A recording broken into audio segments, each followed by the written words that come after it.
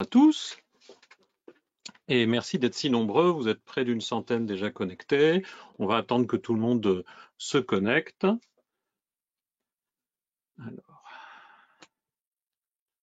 un tout petit peu de patience et ça ne va pas tarder.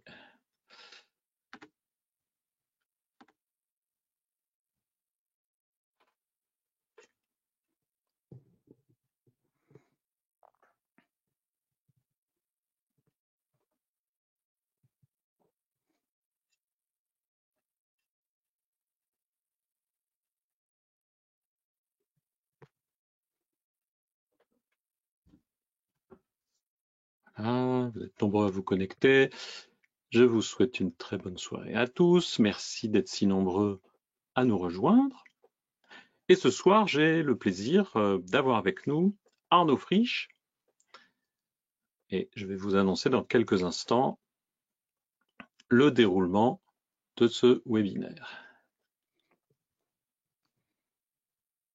Donc, bonsoir à tous, je suis Hervé Petit de l'UMESCA et nous avons ce soir avec nous Arnaud Frisch qui va nous parler des technologies écran.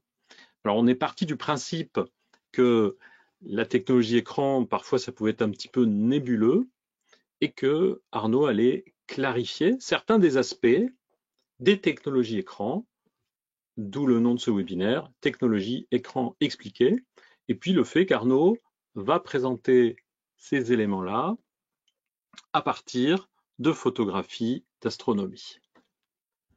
Voilà. Arnaud, je te laisse la parole. Peut-être que tu peux te présenter en quelques mots dans un premier temps et puis nous annoncer comment ça va se passer. Un petit mot peut-être avant que je te laisse la parole. Dans un premier temps, Arnaud va faire sa présentation. Ensuite, je ferai un tout petit sondage. Arnaud, j'ai oublié de t'en parler. Il y aura un mini sondage. Et puis, on vous parlera des offres spéciales qui sont proposées sur les écrans BenQ par notre partenaire Miss Numérique, qui est le revendeur associé à cet événement. Et ensuite, on fera une session questions-réponses. Et normalement, vers 19h30, on aura terminé. Voilà. Et bonsoir à tous. Je vois que plein de monde se connecte encore. Et je te laisse la place, Arnaud. À toi l'honneur. Alors, je vais brancher 2 secondes ma webcam pour me présenter. Ben oui, qu'on te voit. Bonsoir à tous. Donc, ravi de vous accueillir à nouveau ce soir. Voilà. Vraiment, donc très, très heureux de participer à ce genre de webinar qui vont nous permettre ce soir d'aborder, donc comme l'a dit Hervé Petit, quelques points techniques, des questions qu'on se pose, qu'on l'air d'être des a priori parfaitement ancrés, mais parfois qui peuvent nous induire en erreur dans le choix de notre écran ou de notre futur écran. Donc avec Hervé, en ayant discuté, on a relevé 3 points où il pouvait y avoir des confusions sur l'importance de certains points techniques sur nos écrans lorsqu'on veut les utiliser ou choisir le prochain. Donc on va les évoquer. Comme dans le titre de ce webinaire, on va donc dans un premier temps évoquer la technologie, l'importance de la fameuse définition résolution de nos écrans, la fameuse 4K. On va préciser un petit peu le vocabulaire, on va voir ce que ça a comme conséquence intéressante pour nous ou pas. Et on va voir, on va essayer de voir s'il faut absolument justement un écran ultra haute définition ou 4K aujourd'hui pour un usage photo ou un usage vidéo. Ensuite, nous aborderons la question de l'importance du HDR dans la photo ou la vidéo. Donc, nous allons voir qu'il y a une différence à bien faire entre la prise de vue HDR en photo, en vidéo, capture vidéo HDR, et la diffusion. On va voir que ce sont 2 choses vraiment différentes avec des technologies derrière qui sont différentes. Et enfin, on reverra quand même encore et toujours cette fameuse notion de technologie de dalle.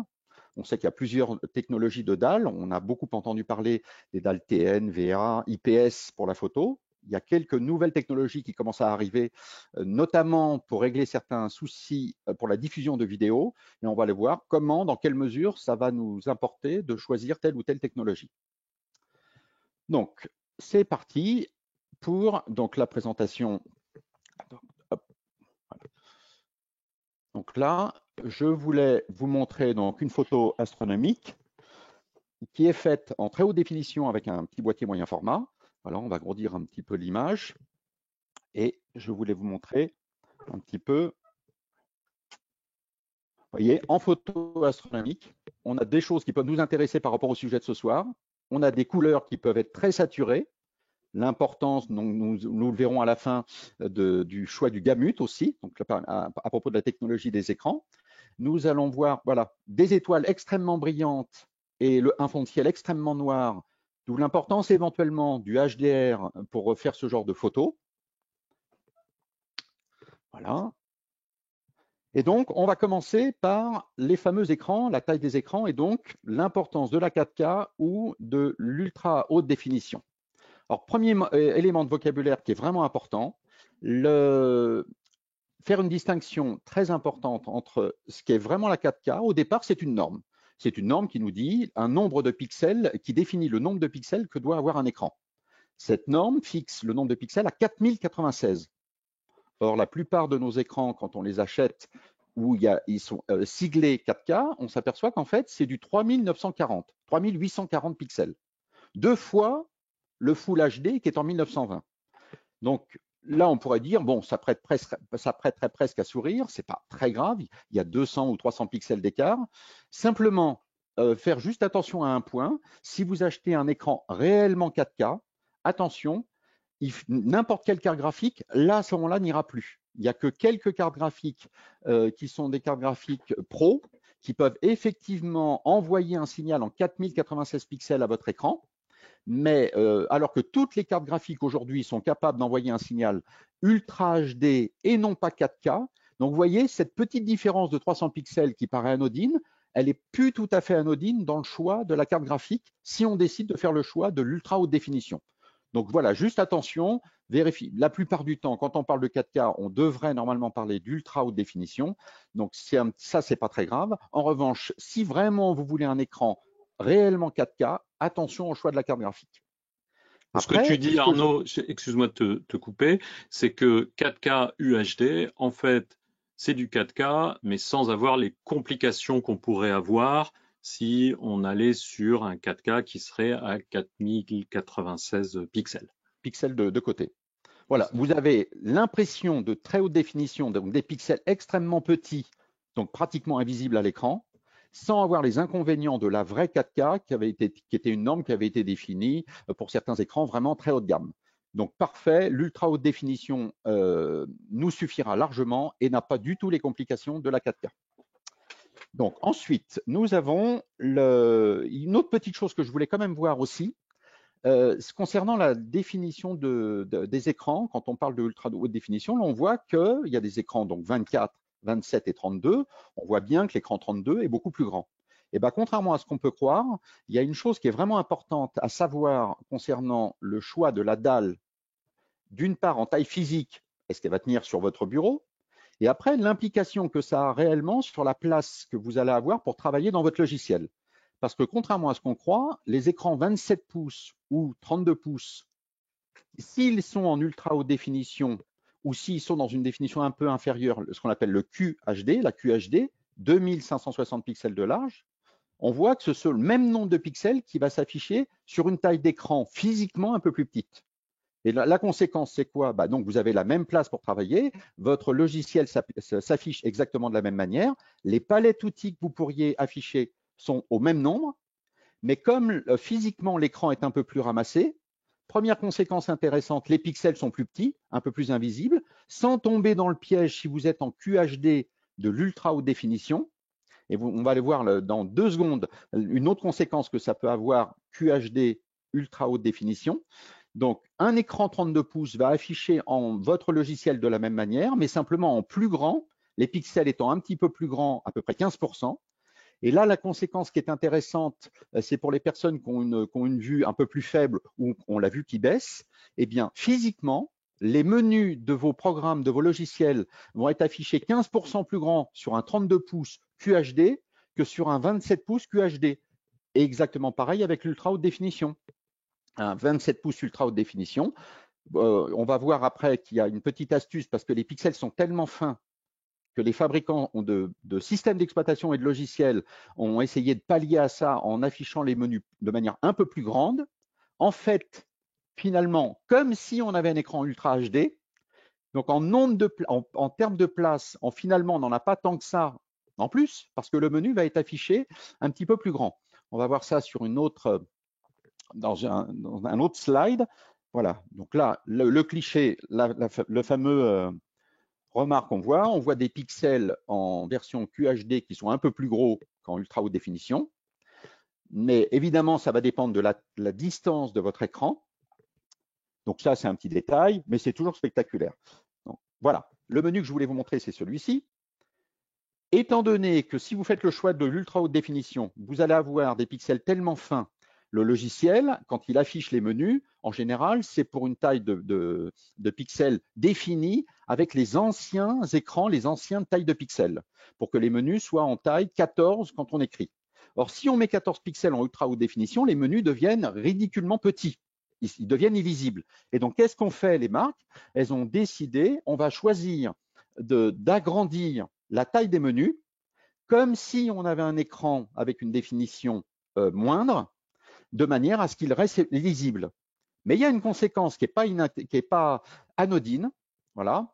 Par exemple, moi, vous allez vite savoir que ce n'est pas quelque chose que j'apprécie beaucoup. Quand on est dans Photoshop, par exemple, si vous êtes sur un 27 pouces ou un 32 pouces en ultra haute définition, eh bien, à ce moment-là, vous avez les menus qui deviennent tellement petits, alors un peu moins sur un 32 pouces que sur un 27 pouces, vous allez être tenté de dire, je vais afficher mes menus un peu plus grands, je vais les agrandir, mon système d'exploitation va les agrandir.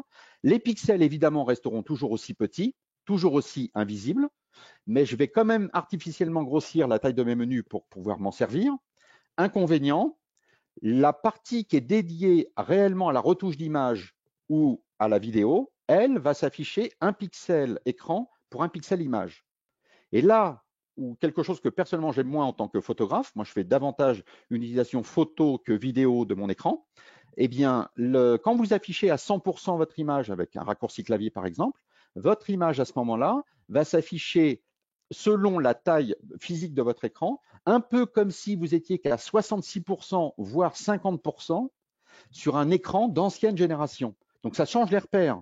Quand vous avez l'habitude d'afficher votre image à 100% sur un écran classique, QHD ou Full HD, pour voir les fins détails de votre image et faire l'accentuation en vue d'une impression ou d'une diffusion sur Internet, eh bien là, votre image n'est plus affichée en fait avec les mêmes repères qu'à 66%, voire moins. Du Du coup, coup, on c'est n'a quoi plus ton du... conseil? Alors là, évidemment, c'est soit vous êtes obligé de refaire un raccourci clavier pour agrandir l'image à 150%, en tout cas, ça va dépendre de votre écran et de la taille. Si vous avez un portable de 17 pouces en ultra haute définition, là, c'est 250% pour retrouver les mêmes points de repère. Donc, il faudra modifier le raccourci clavier. Donc, vraiment, attention, si vous vous mettez à 100%, vous chamboulez vraiment l'agrandissement complet de votre image et donc les points de repère quand vous faites une accentuation, par exemple. Donc, l'ultra haute définition, c'est très bien parce que les pixels deviennent invisibles. C'est parfait pour un usage vidéo. Si vous voulez en faire un moniteur pour regarder une vidéo, là, c'est vraiment super. Si c'est votre écran qui vous sert pour du divertissement et que vous voulez regarder un film en 4K, parfait. Là, vous aurez une finesse d'image incroyable. Mais si vous êtes dans un flux de travail orienté photo, posez-vous la question, si vous n'êtes que photographe, demandez-vous si un 27 pouces ou un 32 pouces en seulement QHD ne peut pas suffire avec des inconvénients en moins, une carte graphique qui a moins de besoin de ressources, moins de signal à envoyer. Si votre carte graphique est plus ancienne, même si elle est capable d'envoyer un signal Ultra HD, elle va davantage chauffer. Votre ordinateur va faire plus de bruit. Vous voyez, plein de petites conséquences comme ça auxquelles on ne pense pas forcément au moment où on fait le choix de changement de technologie. Est-ce que tout notre ordinateur est parfaitement adapté à cette technologie? Est-ce que notre flux de travail est adapté à cette technologie? Voilà, ça c'est vraiment des points auxquels je voulais attirer votre attention. Certes, c'est beau, c'est merveilleux. Quand on est moderne et branché, il nous faut forcément le dernier cri. Eh bien, ça n'a pas que des conséquences positives sur l'affichage de nos images et surtout notre flux de travail. Donc là, D'accord. voilà. Du coup, toi, ce que tu dis, c'est quelqu'un qui ne ferait que de la photo pourrait, par exemple, sans être déclassé techniquement. Voilà, voilà Ce sera exactement. intéressant de rester sur du 2K, donc du FHD.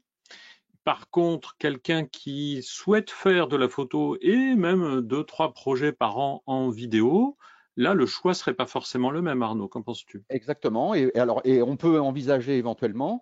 Alors, on va penser à des usages. Oui. Lightroom, par exemple, c'est intéressant d'avoir un écran un peu plus grand. Donc là, je vais plutôt conseiller un 27 pouces ou un 32 pouces. Moi qui suis photographe qui utilise plutôt Camera Raw et Bridge et très rarement Lightroom, j'ai fait par exemple un choix qui est le multi-écran. J'ai un écran de 24 pouces de très haute qualité pour afficher mon image et j'ai un autre écran à côté de 24 pouces un peu plus entrée de gamme pour mes palettes outils. Or, comme ce sont deux 24 pouces, j'ai donc au final 3840 pixels sous mes yeux qui sont très facilement gérés par une carte graphique. Eh bien, si j'étais monteur vidéo, on pourrait très bien envisager le multi-écran avec un écran plutôt orienté Full HD en 24 pouces, QHD en 27 ou en 32 pouces pour la retouche photo et un moniteur Ultra HD si on en fait du montage vidéo. On peut donc envisager le multi-écran qui est de plus en plus utilisé d'ailleurs parce que ça permet de déplacer les palettes outils, d'avoir un écran entièrement dédié à un logiciel. Donc le choix du multi-écran et à ce moment-là du multi-écran avec deux résolutions peut éventuellement s'envisager. Voilà, je vous donne des pistes auxquelles les gens, quand ils m'appellent, ne pensent pas forcément a priori. Donc des pistes pour assouplir un petit peu votre façon d'envisager les différents achats d'écran. Visiblement, il y a certaines personnes qui nous suivent ont eu des petits soucis de son pendant l'explication et j'aimerais que tu réexpliques pourquoi est-ce qu'un 4K, alors la personne me dit, Sylvain me dit, il serait moins bien en photo. Et c'est pas qu'il est moins bien en photo, c'est que c'est pas nécessaire en photo, Sylvain. Donc réexplique peut-être 2K et 4K et si tu veux bien en parlant un tout petit peu moins vite. D'accord. Alors, vraiment, le point déterminant ultra haute définition 4K ou des définitions, donc résolution plus conventionnelles, c'est au départ pour jouer sur la taille des pixels. Essentiellement, c'est ça, pour avoir des pixels plus petits, donc moins visibles. Donc, on s'est dit, bon, bah, tant mieux. Au départ, il faut savoir aussi que ça a été inventé pour les télévisions. Les télévisions sont extrêmement grandes. Donc là, avec du Full HD, par exemple, en 1920 pixels, sur une télé de très grande taille, les pixels devenaient très, très gros. L'industrie de la télévision avait absolument besoin d'inventer une définition supérieure. Cette définition supérieure s'est retrouvée sur nos petits écrans, qui donc en ont a priori moins besoin. Je continue à penser qu'un écran 27 pouces en QHD, 2560 pixels, on a une résolution de 110 ppp, c'est vraiment très très bas. Quand on met l'écran à 70 cm, on ne peut pas dire que les pixels soient très lisibles. S'il y a un très très beau traitement anti-reflet sur l'écran, on ne va pas dire que les pixels soient vraiment très lisibles. Donc l'intérêt de l'ultra haute définition, ils sont encore plus petits. Si on affiche une vidéo native qu'on a filmée en ultra haute définition et qu'on l'affiche sur un écran 27 pouces en UHD, évidemment, elle est en pleine résolution, donc évidemment, c'est extrêmement beau.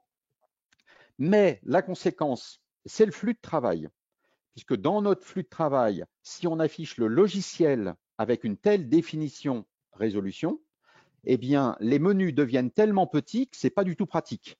Alors, il y en a qui ont une très très bonne vue et qui se disent, bah, moi, je veux afficher le maximum de palettes outils, le maximum d'objets dans mon logiciel, et donc ils restent dans l'affichage, c'est ce qu'on a vu dans la copie d'écran juste avant, ils restent dans l'affichage ultra haute définition. Les menus sont extrêmement petits, plus difficiles à lire pour le commun des mortels. Mais si on est jeune et qu'on a une très bonne vue, là, on profite réellement de ces 3840 pixels. Mais la plupart des gens, qu'est-ce qu'ils vont faire? Ils vont afficher la taille des menus en plus grand. Et en fait, sans qu'on s'en rende compte, on a des pixels qui sont effectivement extrêmement petits, donc qui restent invisibles.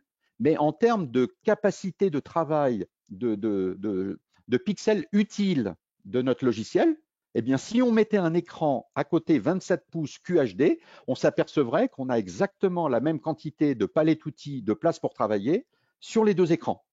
Donc, le seul critère qui resterait, c'est la finesse des pixels.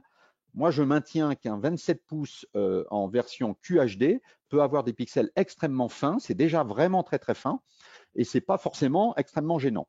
Et donc, une autre conséquence qu'on a abordée, si vous avez une carte graphique qui est un peu plus ancienne, elle va éventuellement gérer l'ultra haute définition, mais peut-être que seulement à 30 Hz et non pas 60 Hz, ça va se voir dans les mouvements de la souris. Et deuxièmement, la carte graphique risque de chauffer davantage. Donc, avoir un écran avec des pixels plus petits, si vous faites de la vidéo, ça paraît naturel. Si vous faites de la photo, c'est pas sans conséquence. Il faut se demander si vous avez vraiment besoin d'un écran avec des pixels aussi fins, parce que oui, ça va offrir un modelé vraiment très joli dans les images, mais réellement sur des écrans 27 pouces QHD de très très belle qualité, quand on se met à 70 cm de l'écran, on a des modelés extrêmement beaux aussi, à mon avis. Et ce qui est marrant, moi qui ai la chance de pouvoir tester beaucoup de matériel, je trouve que là où le modelé est le plus dingue, c'est sur effectivement l'ultra haute définition, mais sur des petits portables en 17 pouces. Là, vous avez une résolution complètement dingue qui dépasse les 200 ppp. Là, réellement, vous ne voyez plus du tout les pixels. Là, il y a un sentiment de modelé extrêmement beau. Et je me demande parfois s'il ne serait pas intéressant d'attendre la 8K sur nos écrans 27 ou 32 pouces pour avoir effectivement un sentiment là de très très grande finesse de pixels, donc des modelés, des dégradés extrêmement beaux, mais il ne faudra pas oublier de changer sa carte graphique. Voilà. Attention, attention, tous les choix qu'on fait pour que ça soit plus beau, il faut que ça suive au niveau matériel derrière. Tu Donc peux nous c'est pour montrer ça d'autres que je images? parfois. Comment? Tu peux nous montrer d'autres images? Parce que là, on est Voilà. resté bloqué sur ton Une ta belle image des dentelles du Ouais. cygne, une étoile qui a explosé il y a extrêmement longtemps et qui a déployé comme ça des gaz qui ont une très très jolie forme dans le ciel. Donc tout ça, c'est des photos qui sont faites avec, euh, comme on est obligé de compenser la rotation de la Terre, on est obligé d'avoir une espèce de grosse monture qu'on appelle une monture équatoriale, une très grosse rotule qui est assez lourde et qui a la propriété de compenser la rotation de la Terre. Parce que les temps de pause sont extrêmement longs. Là, c'est plus d'une demi-heure de pause, une demi-heure, pas 30 secondes, une demi-heure. Du coup, pendant ce temps-là, la Terre a tourné. Donc, si on veut que les étoiles soient ponctuelles, il faut évidemment compenser cette rotation de la Terre.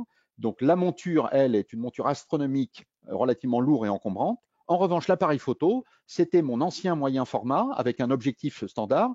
Donc, je n'ai pas utilisé une lunette astronomique, je n'ai pas utilisé un télescope. J'ai utilisé un 400 mm, donc c'est l'équivalent d'un 300 mm en 24-36. C'est un 400 mm en moyen format. Et donc, voilà, c'est des photos que j'ai fait dans mon jardin en Auvergne, avec un ciel plus étoilé que dans les grandes villes. Mais ce n'est pas une photo qui a nécessité une technologie complètement dingue. Et voilà, et sur un écran comme ce BenQ 271C, l'énorme avantage, donc, il présente un gamut très large, le fameux Adobe RVB, dont on reparlera un peu plus tard. Et l'avantage, c'est que donc, sur des zones extrêmement saturées, sur certaines parties très très rouges du fond de ciel, on peut bénéficier avec des écrans comme ça. On peut même saturer légèrement les couleurs, puisque c'est presque des couleurs artificielles, et on peut vraiment avoir comme ça en photo astronomique des photos très péchues, et pourtant qui sont faites avec des moyens pas si extraordinaires que ça. Voilà un petit aparté. Voilà, une autre galaxie que j'aime beaucoup. Alors ça, voilà, c'est une galaxie M51 dans le champ de chasse. On la voit, elle est presque au zénith en ce moment, donc évidemment, il faut un télescope pour la voir. Mais pour la photographier, c'est le même matériel, mon Pentax 645Z et un 400 mm. Je n'ai pas utilisé un télescope pour photographier cette galaxie. On n'a pas besoin d'avoir un appareil extrêmement incroyable pour faire ce genre de photos. On peut faire ça dans son jardin. Donc voilà. Alors ensuite, voilà, j'espère avoir fait le point sur ce qui me paraissait important. Tu me dis ce que tu en penses, toi Hervé, entre Oui, donc 4K Ultra HD. Donc nous, on parle surtout de Ultra HD, même si la 4K est tombée dans le langage courant. Et attention, pas anodin d'un point de vue matériel. Et même, voilà, personnellement, je préfère les écrans non Ultra HD pour l'instant. Et je oui, mais pense que toi, tu en utilises plusieurs. oui, mais je pense que je ferai mais voilà, réellement, j'ai eu l'occasion de mettre des 32 pouces Ultra HD devant moi à la place de mon 24 pouces Full HD. Et en plus, personnellement, je n'aime pas trop. Alors, un autre détail aussi que j'ai remarqué avec les écrans de très grande taille, moi qui utilise Camera Raw, là c'est pareil, c'est encore à la pratique, C'est l'utilisation du matériel qui montre un peu certaines limites qui n'apparaissent pas dans une plaquette marketing. L'Ultra HD, c'est des pixels plus petits, donc c'est forcément mieux. Alors là, 32 pouces, c'est plus grand, c'est forcément mieux. Oui, mais Est-ce que tu nous, pourrais montrer les modèles en QHD et après en 4K? Il y a pas mal de personnes qui demandent c'est quoi les références. Juste après, tu alors, reviendras sur tes Galaxy on si tu veux revient, bien. attends, je vais aller plus bas parce que voilà, on a, voilà, ceux-là. Là, vous les voyez bien. Voilà, donc chez BenQ, vous avez en Full HD, un écran que j'aime beaucoup, rapport qualité-prix que j'aime beaucoup. Le SW240, c'est l'entrée de gamme en haut de gamme, puisque là on est en art graphique chez BenQ. Vous êtes en 24 pouces Full HD, donc là avec une résolution classique. C'est le genre d'écran que moi j'affectionne particulièrement. Ensuite, si vous augmentez la taille physique, chez BenQ, vous avez deux écrans. Vous en avez un, alors, il est où ce petit-là qu'on avait vu tout à l'heure? Voilà. Vous avez, non, ça c'est pour les 32, pour les écrans un petit peu plus grands. Où est-ce que j'ai mis la copie d'écran? C'était peut-être 270C, non, c'était pas celui-là, ça c'était pour la fin. Si, 270C. Alors vous avez le 270C qui est un 27 pouces, mais avec une définition classique, donc QHD, 2560 pixels, et vous avez la version là que vous avez sous les yeux, qui est le SW271C, une évolution récente d'un ancien 271, et là vous êtes en Ultra HD. Donc voilà, quand on met 4K, en fait, c'est un Ultra HD.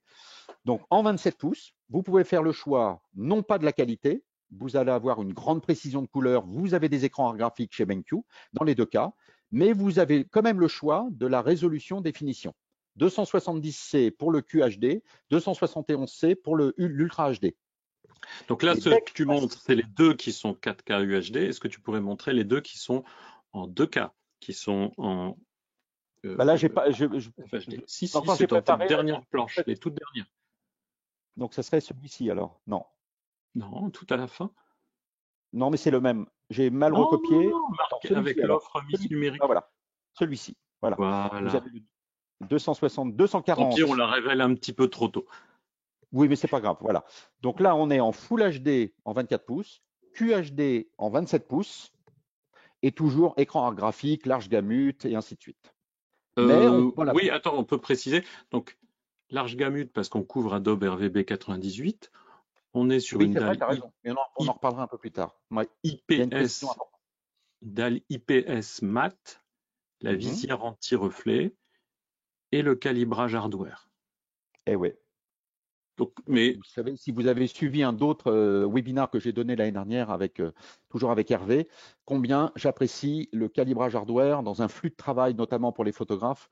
C'est extrêmement facile de passer avec du calibrage hardware d'un étalonnage profilage d'un écran à un autre. Donc, un usage web où vous allez choisir un certain nombre de valeurs cibles pour régler votre écran, étalonner votre écran, et puis un autre réglage qui serait davantage orienté impression. Là, vous allez avoir des valeurs cibles, donc un réglage de votre écran sensiblement différent.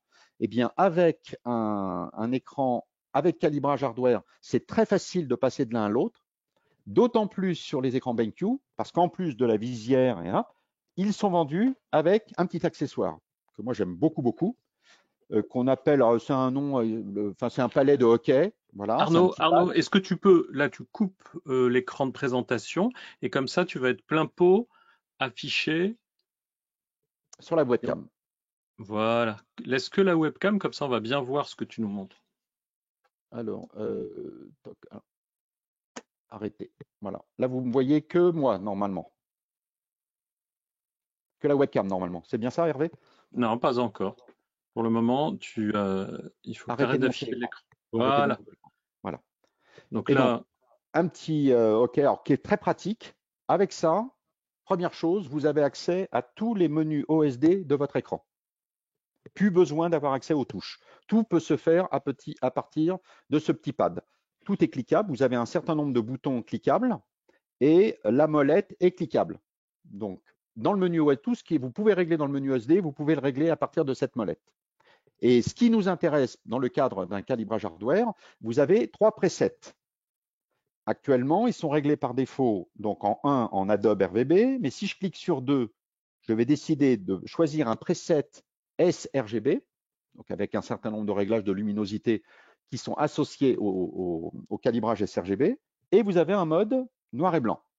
Donc vous voyez, on passe d'un réglage qui comprend un étalonnage et un calibrage à un autre simplement par un clic. Et donc, vous pouvez reprogrammer ces 3 boutons dans le cadre d'un calibrage hardware pour dire 1, usage web, 2, usage papier mat, 3, usage papier brillant, par exemple. Donc, très pratique. Voilà pour le petit OK Pad. On va revenir en 1. Oui, et Donc, puis dans tu la peux galerie de View, voilà, je pense qu'on a bien fait ton le point. écran. Alors, je reviens, raffiche mon écran. Mhm. Voilà, je pense qu'on a bien fait le point sur le. Voilà, Oui, personnellement, 2K, 4K, c'est bien. Mhm. voilà, et qu'il y a voilà, quelqu'un comme moi qui ait la chance. Alors, je fais un usage, moi, c'est très important, Photoshop, Camera Raw essentiellement. Je n'utilise pas Lightroom personnellement. Je ne fais pas de montage vidéo. Et j'ai fait le choix, moi qui ai la chance de pouvoir tester énormément d'écrans, dans toutes les définitions, toutes les tailles, toutes les résolutions. Et pourtant, j'ai fait le choix donc de 3 écrans 24 pouces Full HD. Donc, un écran très haut de gamme, 2 écrans plus entrée de gamme pour les mails et pour les palettes outils. Et j'adore travailler comme ça. Je ne trouve pas que les pixels soient très, très visibles. Je pense qu'il ne faut pas exagérer. Et j'ai envie de dire, je ne suis pas tombé dans le piège marketing de l'ultra haute définition, mais ce n'est pas un piège. Il y a réellement des cas où les personnes qui m'appellent ou qui me demandent un conseil sur Internet, je leur conseille de l'ultra haute définition en 27 pouces, par exemple, en 27 ou en 32 pouces selon la taille qu'on a chez soi. Tout le monde n'habite pas à la campagne, il y a des gens qui habitent en ville, donc des emplacements pour un bureau qui sont forcément un peu plus réduits. Des fois, on est obligé de se contenter d'un écran un peu plus petit, 27 pouces. Donc là, on pourrait se poser la question. Je continue à penser que si vous êtes photographe, demandez-vous si vous avez vraiment besoin de l'ultra haute définition. Si vous êtes monteur vidéo, là, ça paraît naturel. Très bien. Est-ce que tu veux parler de ce que c'est que la technologie HDR? Ah oui, très important. Alors, pourquoi aujourd'hui ça devient important? Parce que de plus en plus d'écrans, de télévision notamment, et d'écrans disent on est compatible HDR. Donc, je voulais quand même faire un petit point avec vous sur d'abord ce que c'est que le HDR et quelles sont, selon qu'on fait de la photo ou de la vidéo, quelles conséquences ça a. Alors, le HDR, je vais revenir sur ma petite. Voilà. Donc, on va reprendre une image comme ça, qu'on va mettre en plein écran. Voilà. Donc, qu'est-ce qui se passe avec une image classique? Donc, on est sur nos capteurs. Nos capteurs ont une certaine dynamique. Ils sont capables d'enregistrer une certaine dynamique, c'est-à-dire une différence entre les parties les plus noires de ce qu'on est en train de photographier et les parties les plus brillantes, les plus blanches. Il y a un certain contraste entre les deux. En général, on compte en diaphragme. Selon la nature du capteur qu'on va utiliser, photo ou vidéo, ça ne change rien, vous allez avoir un certain contraste. Or, il se trouve que dans la vraie vie, quand il s'agit d'un temps de brouillard, la dynamique de tous les capteurs du marché aujourd'hui est largement suffisante pour enregistrer la dynamique, les noirs, les blancs, la différence entre les deux, par un temps de brouillard. Si vous avez un temps normal, une journée ensoleillée, mais plutôt en début de journée, ou une journée d'automne, où il ne se fait pas spécialement, il n'y a pas de brouillard, mais il n'y a pas non plus une lumière complètement dingue, eh bien, la dynamique de nos capteurs est encore suffisante. Donc, toujours pas spécialement besoin d'utiliser des techniques particulières de HDR. Quand il s'agit de ces lumières-là, on parle de SDR, de Single Dynamic Range, qu'on pourrait traduire par une gamme de dynamiques normale. Quand on parle de HDR, donc de Height Dynamic Range en anglais, qu'on pourrait traduire par haute dynamique, plage de dynamique haute, large, c'est quand on va dépasser, parce que l'on va photographier ou filmer, une dynamique qui dépasse la dynamique de notre capteur. Sur un capteur, les capteurs Sony qui sont les capteurs qui ont la plus large plage dynamique aujourd'hui, on arrive à 14 diaphragmes. 14 diaphragmes, bon, mais il faut un autre point de repère qui est quelle est la dynamique de l'œil. Eh bien, l'œil humain, quand il est à un temps T, parce qu'on va voir qu'il y a encore une astuce, est capable d'englober à peu près 17 diaphragmes. Donc là, il nous manque 3 diaphragmes. Nos capteurs ne sont pas capables de voir autant de dynamique qu'on est capable de voir un 21 juin en plein soleil sur une place ensoleillée de Porto, avec des murs blancs, des arbres et tout ça. Et bien là, la dynamique va dépasser les 17 diaphragmes. Nos capteurs sont plus capables de les enregistrer. Qu'est-ce qu'on fait en vidéo? Eh bien, on fait une première photo où on va privilégier les bâtiments à l'ombre. Mais qu'est-ce qui se passe automatiquement? Les parties au soleil sont évidemment cramées. L'œil, en vrai, lui, a bien vu des détails en même temps dans les parties à l'ombre et dans les parties ensoleillées. La dynamique du capteur étant trop faible, on est obligé de la compenser en faisant plusieurs photos. Donc là, j'ai fait une première photo avec...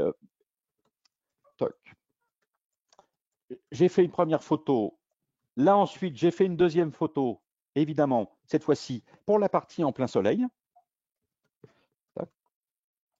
Donc la partie qui est à l'ombre, évidemment, est trop à l'ombre. Il n'y a pratiquement plus de détails, mais la partie au soleil n'est pas cramée. Et avec un logiciel, on peut faire ça dans Photoshop ou dans des logiciels dédiés. Là, j'ai collé que 2 photos ensemble. Et avec la dynamique de mon appareil photo, en collant seulement 2 photos ensemble, mais évidemment, on peut en coller beaucoup plus, eh bien, j'ai pu faire simuler comme si j'avais une photo, voilà. Je simule une photo qui aurait été prise par un capteur avec beaucoup de dynamique. Alors vraiment un point sur lequel je vais insister aussi aujourd'hui, on ne parle de HDR que parce que nos capteurs ne sont pas capables d'enregistrer ce qui est capable de voir l'œil humain. Dernière précision concernant l'œil humain, 17 diaphragmes, mais comme la pupille de l'œil peut s'ouvrir et se fermer, eh bien cette plage de 17 diaphragmes se décale, va se décaler selon. Donc en gros, un œil humain est à peu près capable de voir 25 diaphes en tout, mais à un moment T seulement 17.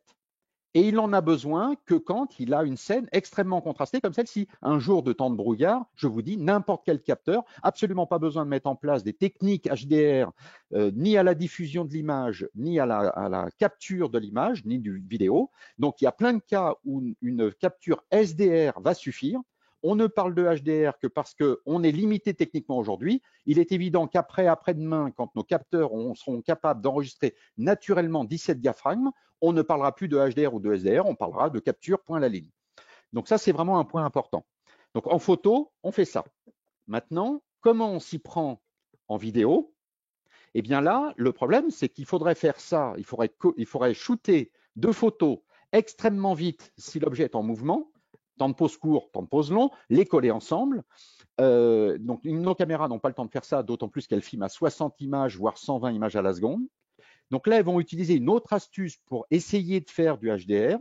Elles vont utiliser, puisqu'elles sont toujours limitées avec leurs 14 diaph, et donc là, en fait, elles vont enregistrer, et c'est une subtilité qui est importante et qu'on reverra pour les écrans, elles vont utiliser une subtilité qui est voilà, la courbe,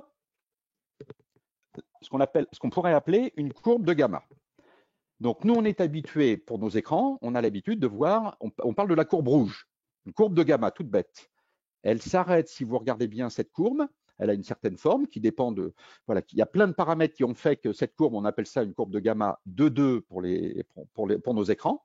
Elle va s'arrêter à 100 candela au mètre carré. C'est-à-dire, tout ce qui a été filmé, photographié, qui aurait nécessité une dynamique plus grande de notre capteur, sera malgré tout rendu par le blanc de notre écran au moment de son calibrage, c'est-à-dire 100 candela au mètre carré. On ne peut pas faire autrement. Donc, une photo, même si elle est prise en HDR, étant donné qu'on a bidouillé notre image pour les coller ensemble, et je ne sais pas si vous avez remarqué, mais les images HDR ont un rendu un peu spécial. Pourquoi il y a ce rendu spécial? Parce qu'on diffuse une image sur un écran qui a un contraste SDR, mais une dynamique HDR. Et comme on regarde ça avec un gamma de 2,2, là je ne rentre pas dans tous les détails, mais c'est vraiment pour attirer votre attention sur les points clés, la courbe de gamma, l'environnement lumineux dans lequel on était quand on a regardé la scène, très lumineux. Le gamma de notre œil, à ce moment-là, de notre cerveau, n'est pas à 2,2. Or, quand on regarde l'image chez nous dans l'ambiance ouatée, comme ce soir par exemple, où il n'y a pas beaucoup de lumière dans nos bureaux, notre œil naturellement va fonctionner avec un gamma de 2,2. Or, comme quand on a photographié la scène, on n'avait pas un gamma de 2,2. Et c'est pour ça aussi qu'on voyait une dynamique très très large. Ça, c'est vraiment aussi un point clé. Et donc, quand on diffuse notre image, notre photo, elle n'a aucune donnée à envoyer à l'écran pour lui dire « je suis une image HDR ». Il n'y a aucune métadonnée, aucun petit fichier embarqué qui envoie l'information à l'écran pour dire « je suis une image HDR ». N'applique pas une courbe de 2, applique une autre courbe, celle qu'on va naturellement retrouver dans le monde de la vidéo. La vidéo ne peut pas coller deux images ensemble 60 fois par seconde. Qu'est-ce qu'elle fait? À la prise de vue, elle va appliquer un gamma spécial. Par exemple, chez Canon, c'est ce qu'on appelle le Canon log. C'est une courbe très aplatie, donc les courbes vertes ou bleues. Là, je ne rentre pas dans le détail. Sur mon site, je détaille pourquoi il y a cette petite différence. Mais vous voyez, elle va chercher la luminance maximum que va afficher notre écran beaucoup plus loin. Ça fait un rendu différent. Donc, en termes de capacité globale, notre capteur, il n'est pas plus capable, mais tout ce qu'il va photographier, tout ce qu'il va filmer, il va le compacter à l'intérieur pour simuler une image HDR qu'il n'a pas pu prendre. Pour faire court, c'est ça. Et bien, la différence qu'il y a de taille avec la vidéo par rapport à la photo, c'est qu'en vidéo, dans notre film, quand on filme en HDR, qu'on monte en HDR, très important, et c'est au moment du montage qu'on va encapsuler des métadonnées dans notre film, qu'il va envoyer à l'écran s'il est HDR, il va lire cette métadonnée, il va dire « je n'applique plus la courbe gamma de 2, j'applique la courbe de gamma qu'on appelle PQ, perceptual quantizing, ouais, un truc comme ça, un truc en anglais qui veut dire un rendu perceptuel proche de la vision humaine, ou ce qu'on appelle l'autre courbe qu'on appelle HLG, qui a été inventé pour une diffusion en direct, en HDR en direct.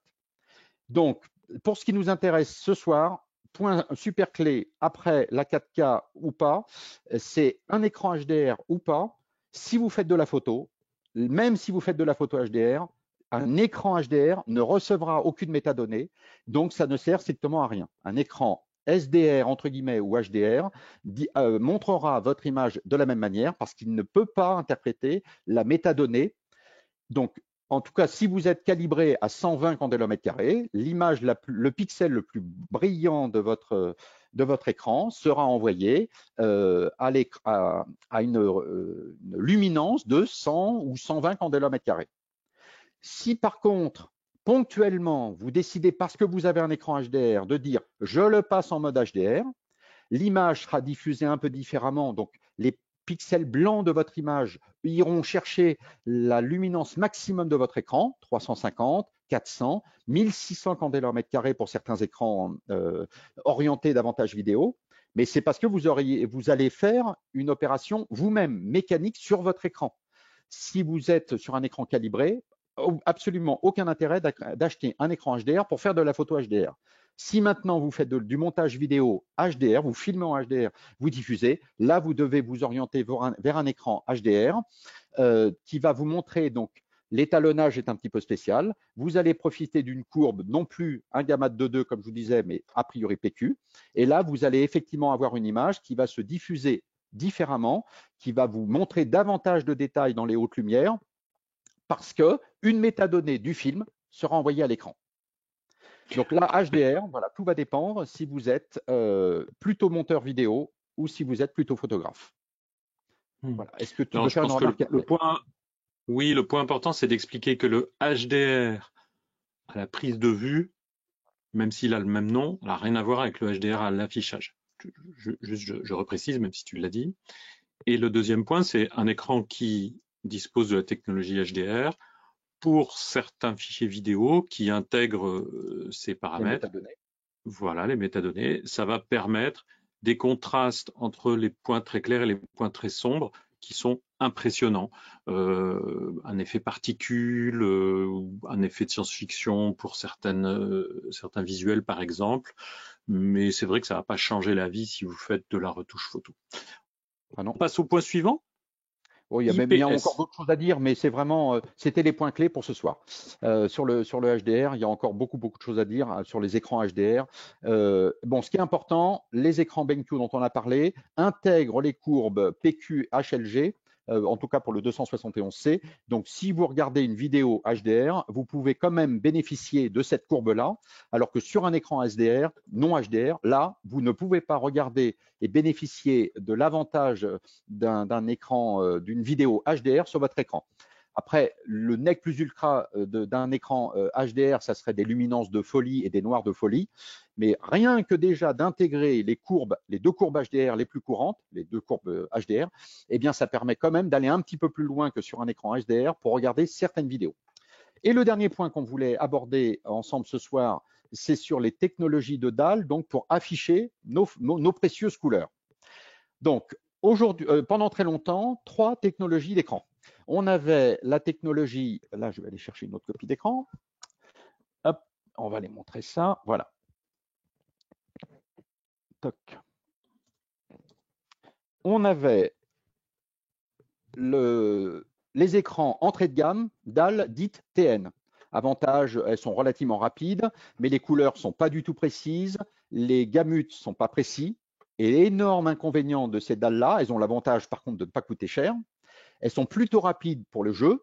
Donc ceux qui aiment bien le jeu vidéo souvent ont des dalles plutôt TN parce qu'elles sont plus rapides que les dalles IPS qui nous intéressent. Mais les dalles TN ont comme énorme inconvénient également pour nous photographes, c'est que selon la façon dont on regarde notre écran, dont on est orienté par rapport à notre écran, donc imaginez si vous êtes devant votre écran en train de travailler, vous allez être dans l'axe. Donc vous allez vous dire, c'est pas très grave. Oui, mais si vous êtes en train de montrer vos photos à quelqu'un, à votre client ou à un ami qui est juste à côté de vous, vous n'allez pas avoir la même image. Donc les dalles IPS dont on parle beaucoup pour les écrans de photographes, ou en tout cas dans le monde de la retouche de l'image, ont comme premier avantage, donc absolument pas sensible à l'orientation par rapport à l'écran. Donc vous pouvez partager la même image avec votre client, vous verrez la même chose sur une dalle IPS et contrairement à une dalle TN ou VA. Il y a une nouvelle technologie d'écran qui commence à arriver maintenant, c'est les dalles OLED qui étaient diffusées pour les télévisions, mais qui commencent à apparaître pour les écrans de retouche. Alors pas de retouche, mais dans le monde plutôt on va dire de la vidéo. Parce que les écrans OLED ont vraiment un certain nombre d'inconvénients, dont le vieillissement prématuré, et on n'a pas forcément en plus besoin de noir hyper profond. C'est super important dans le monde de la vidéo, ça l'est moins pour la retouche photo. Donc OLED, c'est vraiment controversé. C'est très spectaculaire pour regarder un film, mais pour la retouche photo, moi je dis attention, il n'y a pas là aussi que des avantages. Et l'autre technologie, enfin, c'est les mini LED. Toujours, c'est pour régler des problèmes justement de technologie HDR pour les écrans plutôt orientés pour la retouche vidéo. Ça ne sert à rien pour la retouche photo. Donc, une bonne vieille dalle IPS pour la retouche photo, vraiment, il n'y a rien de tel. Pas sensible à l'orientation. Deuxième énorme avantage, la précision des couleurs. Vous n'aurez jamais une grande précision de couleur avec des dalles VA ou des dalles TN. Et même avec les dalles mini LED que je peux tester, on n'est jamais dans des trucs de folie. C'est super intéressant pour la vidéo, mais pour ce qui est de la précision des couleurs, c'est loin encore d'être la panacée. Il faut encore faire des concessions sur la qualité de précision des couleurs par rapport à une dalle IPS. Oui, Hervé? En fait, l'IPS aujourd'hui, c'est une technologie qui est mûre, Ah oui, qui est oui, très efficace. Oui, parce qu'au début, c'était pas facile. Elle est très efficace pour tout ce qui est traitement de l'image. Elle permet donc cette dynamique de couleur qui est primordiale, avec notamment en ce qui concerne la retouche photo. Je pense que tu me dis si tu ouais, vois ça aussi toi quand tu travailles dessus. Plus de détails dans les hautes lumières et dans les basses lumières. C'est quand vous allez travailler une photo, un portrait où il y a des cheveux ébouriffés, si c'est un animal au niveau du pelage, le détail dans un œil, eh bien ces détails-là qui sont des fois difficiles à repérer, eh bien avec une dalle IPS, on va pouvoir les afficher et du coup les retoucher. Ça te parle ça? exactement. Ah bah oui. Alors Et en il y a plus, tous les un IPS dernier ne se point. valent pas. Les IPS fournis par BenQ et les bonnes marques d'écran sont des IPS qui justement couvrent une belle gamme de couleurs et je pense Ouais, que ça tu voulais nous montrer voilà ce qu'on va la voir. Voilà, on va différence voir ça. Le entre dernier point un clé. espace simple et un espace un peu plus évolué. Dernier avantage des dalles IPS, il y en a encore d'autres, mais vraiment, dernier détail qui est vraiment important. Donc, l'ensemble des couleurs, le fameux gamut, qui est capable d'afficher une dalle IPS. Les dalles TN et VA ont des gamut beaucoup plus restreints que les dalles IPS. Alors, on peut trouver des dalles IPS qui ne montrent que le fameux standard rouge vert bleu, le sRGB, mais si vous voulez avoir accès, et pour la retouche photo, c'est vraiment un point aussi important, pour la retouche photo, on va demander à l'écran d'avoir la plus large palette de couleurs possible, le plus large gamut possible. Et on va voir pourquoi. Je vais vous montrer concrètement pourquoi. Alors, on va passer, je vais vous partager mon écran principal où j'ai affiché, non, afficher l'écran principal. Voilà. Là, j'utilise un petit logiciel que j'aime beaucoup sur Mac qui s'appelle ColorSync, qui appartient à la suite au logiciel macOS. Et vous avez un équivalent pour Windows, évidemment, qui s'appelle ICC View. Un petit logiciel gratuit également, où vous allez pouvoir injecter des profils et faire ce qu'on va faire maintenant, les comparer. Donc là, je vous montre, j'affiche en ce moment un espace colorimétrique sRGB. Vous voyez, on voit le volume, donc on voit un petit peu l'ensemble des couleurs qu'il est capable de reproduire vers les verts, vers les bleus cyan, vers les rouges. Voilà, on voit en volume. Donc c'est très intéressant pour montrer ça dans toutes les directions. Maintenant, ce que je vais faire, je vais utiliser la petite flèche qui est juste en haut à gauche de mon écran et je vais cliquer sur conserver pour une comparaison. Maintenant, je vais aller chercher le fameux gamut des écrans dont on parle ce soir, les écrans art graphique, SW, BenQ et d'autres très grandes marques d'écrans ont partagé en commun un large gamut, l'Adobe RVB 98. Là aussi, j'attire votre attention sur un point vraiment important. Quand on a des écrans qui sont plutôt orientés vidéo, donc je parle toujours pour ceux qui font et de la retouche photo et du montage vidéo, attention, de plus en plus d'écrans orientés vidéo s'arrêtent à un gamut en dessous de l'Adobe RVB 98, le fameux DCI-P3, celui qu'on va retrouver dans le broadcast, donc tout ce qui est télévision.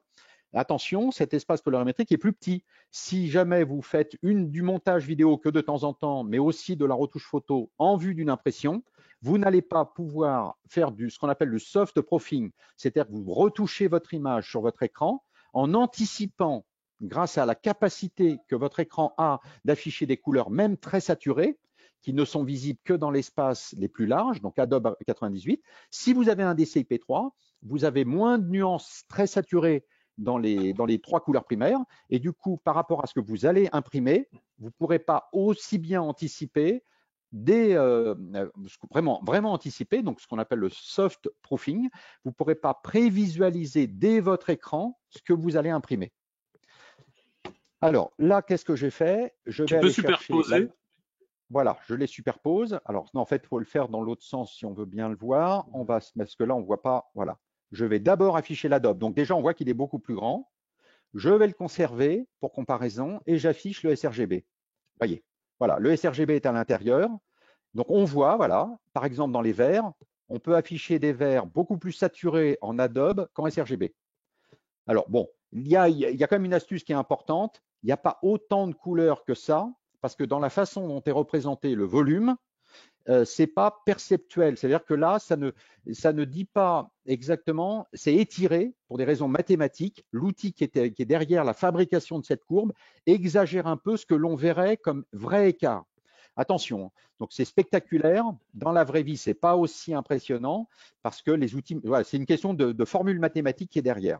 Vous voyez que pour certaines autres couleurs, par exemple vers les bleus cyan, c'est très très proche. En revanche, vers les rouges, les jaunes, et donc c'est surtout vers les verts que c'est spectaculaire, aussi un petit peu vers les cyans là, mais dès qu'on va vers les bleus, c'est là que c'est le moins spectaculaire. Donc si vous faites des photos dans des forêts, eh bien vous verrez beaucoup plus de nuances très saturées. Je répète, hein, si vous avez ce volume-là qui est inclus dans le Adobe RVB, c'est bien que le sRVB contient déjà un grand nombre de couleurs déjà disponibles dans l'Adobe. Si vous avez photographié des couleurs très saturées et que vous voulez les imprimer, alors là maintenant, ce que je vais vous montrer qui est très important, voilà pourquoi si vous faites du soft proofing et donc vous imprimez souvent, voilà l'intérêt d'avoir l'écran qui a le plus large gamut possible. Eh bien, vous allez avoir une drôle de surprise quand je vais vous montrer cette fois-ci un profil papier barité. Donc un papier, c'est même pas un papier gloss extrêmement brillant qui affiche les couleurs les plus saturées. Voilà, un Fuji barité. Eh bien, regardez ce qui se passe. dans certaines couleurs, par exemple les jaunes, mon papier est quand même capable d'afficher des couleurs que mon écran ne serait pas capable de montrer. C'est plus spectaculaire alors c'est des couleurs relativement sombres, là, vous voyez, mais malgré tout, malgré le fait que là, mon écran est un écran Adobe RVB, et bien malgré tout, les gamut des papiers, surtout les papiers brillants ou les papiers barités, est tellement grand que donc vous avez intérêt à avoir un écran le plus large gamut possible, parce que imaginez en sRGB. Là, Ah, en ça serait sRGB, beaucoup là, plus c'est le compliqué. massacre. Là, ça serait beaucoup plus compliqué de Ça montre? prévisualiser, de prévoir ce que vous allez finalement imprimer. Et donc, le rêve qu'on a tous maintenant, c'est que l'univers de la vidéo va quand même nous apporter quelque chose d'intéressant. C'est le gamut dit BT 2020, très très large. Et là, à ce moment-là, on aura peut-être le Graal des photographes, c'est-à-dire un gamut, et évidemment des vidéastes, un gamut tellement large, encore plus large que l'Adobe, et moi j'attends ça avec impatience un jour, qui permettra là parfaitement d'englober le gamut d'un papier brillant, et donc on pourra faire du soft proofing parfait. Mais Mais encore faudra-t-il, attention tu es au monde de la d'accord, vidéo, tu es il faudra faire attention de ne pas choisir des écrans seulement, entre guillemets, DCI-P3. voilà. Mais tu es d'accord que aujourd'hui, prendre un écran qui vise le sRVB, on a pas mal de couleurs qui sont imprimables qu'on ne peut pas visualiser. Un écran Adobe Voilà. RVB, peut-être qui n'est pas parfait, comme tu l'expliques, il y a des papiers et des techniques d'impression qui permettent d'aller plus loin, mais ça reste une très bonne base en 2022 C'est la meilleure base. pour... C'est la On meilleure est base, d'accord, c'est hein. le choix qu'il faut faire. On n'a pas d'autre choix. C'est vraiment le choix qu'il faut faire. Parce que là, si tu prends la même image et que tu supérimposes le Alors, sRVB, tu on va peux montrer revenir au quand même que sRGB. l'écart, il est catastrophique. On va le regarder, voilà, et on va superposer un barité. Voilà. Là, vous avez, regardez un peu, quand je regarde de profil, tout ça, c'est perdu. Votre écran n'est incapable de montrer tout ça. Et si on regarde dans des couleurs là beaucoup plus brillantes, ça serait nettement plus visible. Vous voyez, tous ces jaunes, ces rouges là, ne sont pas affichables sur un écran seulement sRGB. Ce qui est la majorité des portables, hein. Voilà. Alors, ça serait moins spectaculaire avec des papiers mat, évidemment. Est-ce que j'ai des bons vieux glossy? Oui, regardez, un papier gloss. Là, voilà, à chaque fois, on aggrave le cas. Plus vous avez un papier brillant, plus vous imprimez sur un papier brillant, plus vous aggravez votre cas si vous n'avez qu'un écran qui montre le sRGB. Et on a eu l'occasion de le dire dans d'autres webinars, une autre chose de testeur, foi de testeur, quand vous avez des écrans qui ne montrent que le sRVB, vous avez toujours une précision des couleurs qui est inférieure. Les écrans les meilleurs aujourd'hui sont toujours des dalles IPS, premièrement, et qui montrent l'Adobe RVB 98. En faisant un choix comme ça, vous faites à coup sûr au minimum un bon choix d'écran pour faire de la retouche photo et du montage vidéo, parce que c'est pas parce que on montre, quand vous montrez l'Adobe RVB 98, en général, vous montrez à 98% le DCI-P3, qui peut le plus, peut le moins, dans les deux univers. Euh, donc voilà ce que je pouvais un peu vous dire sur les écrans IPS qui sont capables d'afficher l'Adobe sont à minima des bons écrans et c'est là qu'on va retrouver les meilleurs écrans. Très bien. Est-ce que je peux lancer mon petit sondage? Ah bah oui. En tout cas, voilà, ce soir, c'était les points que je voulais aborder avec vous, qu'on voulait aborder avec vous, avec Hervé. Et donc là, je vous laisse pour le sondage. Hervé reprend un peu la parole, il a des choses à vous dire. Et Non, tu me ensuite, on montreras reviendra les pour les trois planches. questions-réponses. Tu me montreras les trois planches qu'on avait prévues Voilà, juste après le sondage, s'il te plaît. tout à fait. Alors, un webinaire comme ceci, qu'est-ce que vous en pensez? Vous pouvez sélectionner plusieurs réponses. Le but, c'est pas de faire quelque chose de compliqué. Et on voulait votre sentiment. Donc, et puis, ça vous entraîne à voter parce que ça risque d'être important. Mmh. Alors, on n'a pas couvert, par exemple, les espèces de couleurs parce qu'on ne pouvait pas tout couvrir, hein. Donc, avec Arnaud, on a fait un choix sur ces trois acronymes qui nous paraissaient importants à expliquer, qui étaient donc 4K, HDR, IPS. Mais plus tard, on peut revenir sur d'autres choses. Parfait. Ben, merci beaucoup. Ah, il y en a encore qui veulent voter. Et je vais partager avec vous les résultats dans quelques instants. Et Arnaud, comme ça, tu pourras les voir aussi. Je ferme le sondage et je partage les résultats. Donc 86% pensent que c'est très intéressant. 56% voudraient aller plus loin, comprendre les espaces de couleurs. Ah oui, 10% préfèrent des points de vue d'artistes sur leur travail, puisqu'on a eu aussi ça. 10% oui, bien trouvent que sûr. c'est trop court et 2% trouvent que c'est trop long. Merci. C'est un sondage rapide et je vous remercie. Je vais masquer les résultats maintenant. Et Arnaud, si tu veux bien, avant de passer à la session questions-réponses, comme on vous l'avait promis, c'était aussi de partager avec vous les offres spéciales qui sont disponibles sur le site Miss Numérique. Si jamais ça vous intéresse, donc les deux écrans 2K, un 24 pouces que vous voyez à gauche. D'ailleurs, il a gagné le TIPA World Award 2019 du meilleur écran photo en termes de rapport qualité-prix en 2019. Je sais, c'est il y a 3 ans, mais ça reste aujourd'hui tout à fait valable. Donc, c'est un écran qui est. Alors, je suis sur le site là parce que du coup, ils viennent de mettre l'offre en ligne. Du Environ coup, ça fait. 450, non? C'est ça, 469,90. Après, c'est peut-être avec les frais de port. Et il y a plus 7% de remise. Donc oui, ça va faire dans les Avec 450. voilà, l'IPS, super précision de couleur. Allez voir mon test sur mon site. J'ai vraiment mis une très bonne note. Pour moi, c'est le meilleur rapport qualité-prix aujourd'hui. La casquette, le pocket machin, le calibrage hardware. Non, N'en jetez plus. il n'a pas la Meilleur molette, rapport le qualité. 24 pouces. Attention, le Comment? 24 pouces n'a pas la Ah, molette, peut-être, hein. oui, tu as raison. Non, non, il Tu as a un raison. petit Désolé. bouton en bas à Désolé. droite qui permet de faire clic, clic, clic et de passer d'un profil à un autre. Donc on Bon. a les mêmes fonctionnalités, mais pas sous forme d'une molette. Par contre, c'est vrai que c'est un Ah, vrai la écran casquette. professionnel. La casquette est fournie. Indal IPS mat, on vous a expliqué Ah, l'importance. Et c'est une super solution pour venir compléter un équipement aussi. On a beaucoup de personnes qui ont un bon ordinateur portable, mais comme Arnaud l'a expliqué, les ordinateurs portables sont essentiellement équipés de dalles TN. Et donc, vous pouvez utiliser votre portable, bien entendu, pour montrer peut-être votre travail, et vous allez vous en servir comme book si vous faites de la photo. Mais le moment où vous voulez faire de la retouche photo, la dalle de votre écran de portable, elle est un peu courte. Et un 24 pouces couplé à un ordinateur portable, c'est une super solution, puisque vous pouvez garder vos barres d'outils et un certain nombre de fonctions sur l'écran de votre portable. Et sur le 24 pouces, vous pouvez quand même afficher plein pot, c'est une taille de type A3, votre image et faire une retouche dans Lightroom, dans Photoshop ou Capture One de manière professionnelle. Le exactement. portable, il n'y a pas de problème au niveau du processeur. C'est juste les écrans des portables sont souvent un peu déplorables. Et puis, ils sont très souvent trop lumineux. Bon, c'est vrai, votre portable, vous l'emmenez dans la cuisine, dans votre chambre, etc. Vous n'arrêtez pas de changer les conditions de lumière. Ils sont faits pour ça. Alors que les écrans de retouche photo qu'on vous montre ici, bien, ils sont beaucoup plus stables, beaucoup plus précis sur les couleurs. Et comme on l'a dit, Ah, bah, les hautes lumières et les basses lumières vont vous la paraître courbe de de manière gamma, elle beaucoup est plus vraiment claire. à 2,2 et pas une espèce de truc approchant, voilà, et ainsi de suite. Et là, encore un intérêt avec un 24 pouces, si vous avez un portable qui n'a pas une super carte graphique, eh ben, il ne va pas hurler la mort parce que envoyer un flux en Full HD, ça pose aucun problème à n'importe quel portable. Si vous mettez derrière un écran Ultra HD, là, votre écran, il va commencer à hurler et chauffer énormément. Donc, vous voyez, attention, Oui. Ultra HD n'a pas que des inconvénients pratiques, Donc 405, autour de des 450 là, avantages. avec l'offre spéciale chez Miss Numérique si le 24 pouces vous intéresse. Le 27 pouces, donc on est sur un peu plus de surface d'affichage.